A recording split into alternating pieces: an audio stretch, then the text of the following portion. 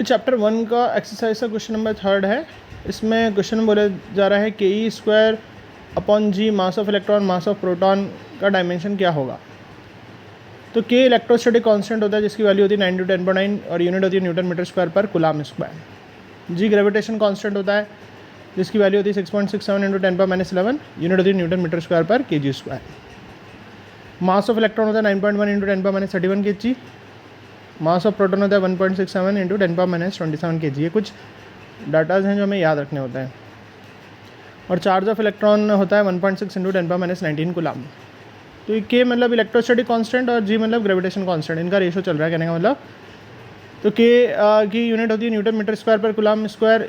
ई मतलब charge of electron, charge की unit होती है कूलम्ब और स्क्वायर दे रखा है तो स्क्वायर लगा दिया। मास ऑफ इलेक्ट्रॉन, मास की यूनिट होती है kg। ये कैपिटल जी की भी यूनिट होती है न्यूटन मीटर स्क्वायर पर kg स्क्वायर।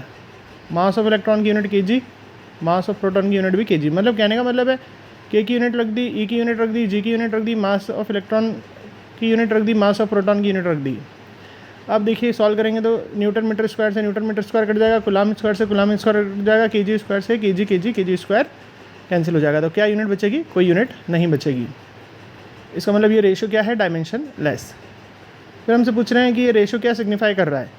तो हमने क्या करा, इसमें सारी वैल्यूज़ रख दी, के की वैल्यू रख दी, ई रख दिया, जी की वैल्यू रख दी, मास ऑफ इलेक्ट्रॉन रख दिया, मास ऑफ प्रोटॉन रख दिया, सारे डाटाज रख दिए।